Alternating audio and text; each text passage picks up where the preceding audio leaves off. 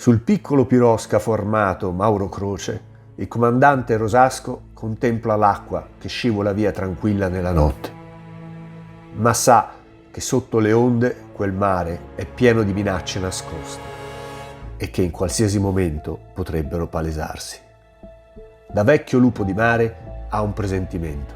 Ecco che qualcosa sulla superficie del mare attira la sua attenzione. No, non sono pesci. Ha visto già molte volte scie come quelle. Non lontano un sommergibile britannico lo ha infatti appena individuato. Il suo comandante, il tenente Dymoth, ha già ordinato ai suoi uomini di preparare i siluri e dopo un rapido calcolo ha dato l'ordine di lanciarli in rapida successione. In cuor suo già sente di avere la vittoria in pugno. Le scie dei siluri si avvicinano rapidamente.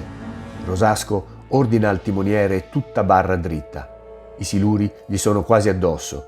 Il primo passa a sinistra del bordo della nave, ma ora è il bordo destro a essere a rischio. Un'altra rapida virata appena in tempo e anche il secondo siluro passa via. Pieno di frustrazione, Dymoth ordina l'emersione.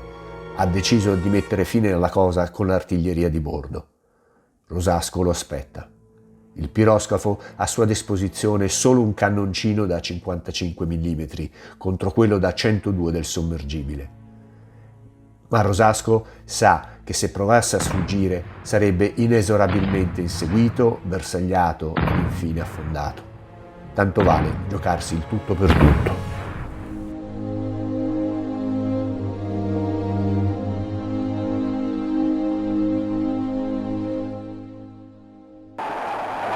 Italy prepares to launch the largest battleship she has ever built, and King Victor Emmanuel and his queen are there, with 35,000 cheering watchers, to send off what they call the first ship worthy of the Italian Empire.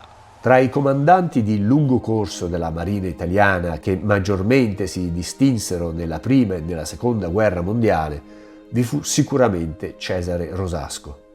Il motivo per cui la sua figura è poco conosciuta ai più è inestricabilmente legato alle vicende che seguirono l'8 settembre.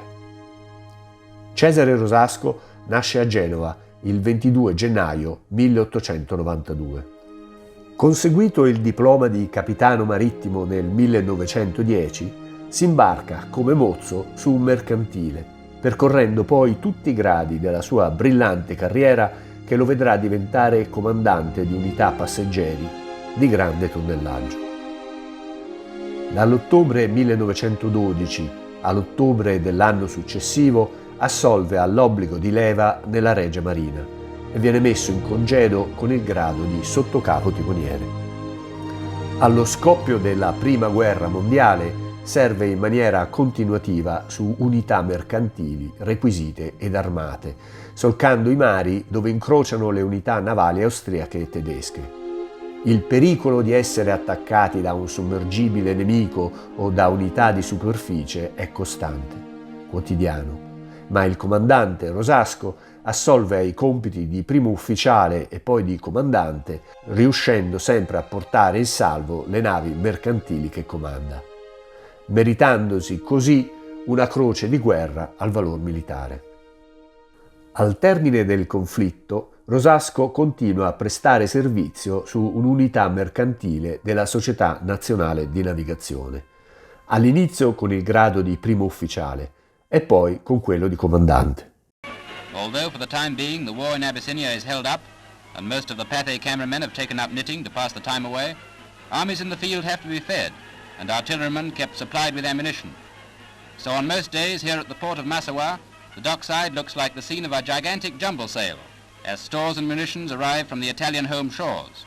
And it isn't only spaghetti and macaroni they're sending either. Al momento dell'ingresso dell'Italia nel secondo conflitto mondiale, il 10 giugno 1940, si delinea chiaramente per la Regia Marina la necessità di dover supportare in maniera continuativa le truppe al fronte, schierate in teatri operativi lontani dalla madrepatria. Dapprima il Nord Africa e in seguito il fronte greco-albanese. Se da un lato molte unità mercantili che si trovano in navigazione sono colte alla sprovvista dalla dichiarazione di guerra, decretandone spesso la distruzione ad opera di unità navali nemiche o per autoaffondamento da parte dell'equipaggio stesso, quelle che si trovano in Italia sono inglobate progressivamente a fianco del naviglio militare.